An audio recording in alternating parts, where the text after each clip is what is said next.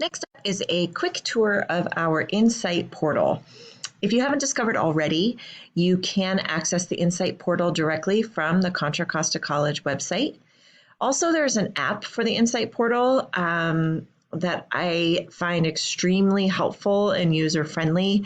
If that's the main device that you're using or just one that you use a lot, I highly recommend that you download the Insite portal onto your phone.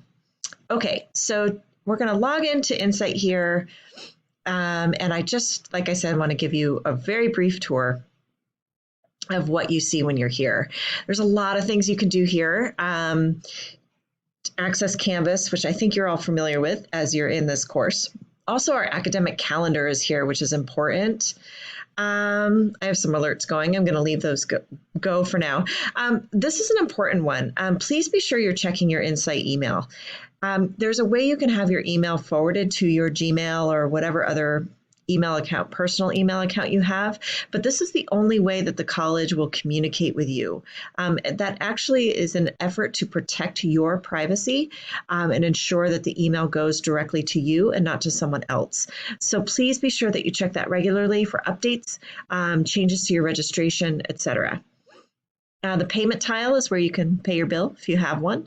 And the grades transcript, this is where you can actually access your unofficial transcript and also request an official transcript. The course schedule search is here. There is a way to search from within the student planning, but this is also a really fast way to search for classes, especially if you thought that there was a class coming up that had a lot of sections, for example.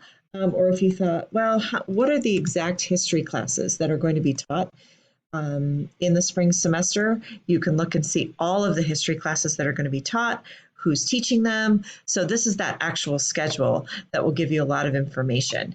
When you click on the section number, it will actually give you a full description of the course. So this is where you can see those descriptions outside of the catalog. There's information here on financial aid. This is a question I get a lot in counseling where students are not sure about their financial aid package. Go here first. Of course, you can always ask me too, but go here as well because there's a lot of information here that you can navigate through to figure out. If you have not yet done the online orientation, this is something you'll need to do to ensure your priority registration for spring and future semesters. So please take care of that ASAP if you have not already. Otherwise, you'll be registering way too late and potentially lose your seat in classes that you really want to have. When you're ready, you're going to come here to graduate as well. You can access your Ed Plan through this Plan and Progress tile, as well as through this Registration tile. I just tend to stick to the Registration tile because it's just one location to go in and out of, but you can go here as well. You might notice that my view says DVC. When I first applied to the district, I was a DVC student, even though I'm now taking classes at CCC. So that is really the cool thing about our district. We have 3 campuses in our district: Contra Costa College, Diablo Valley College in Pleasant Hill, and Los Medanos College in Pittsburgh. So you can, with being a student at CCC, you can enroll in classes at any of the other 2 sister colleges without having to reapply or go through any other process. They're open to you as well, as long as you meet any standing prerequisites. Another really important thing is this blue tile here where it says, this says CCC student. You can't quite see it, but these are actually forms, and these are all online forms. So if there's something that you need to petition for or request information for, you can do that all here, and it all is navigated through this Insight portal. It's really user-friendly. The other final thing I want to point out that is really important is this large rectangular tile that says My Registration Date. This is where you will see what your registration date is for spring 21.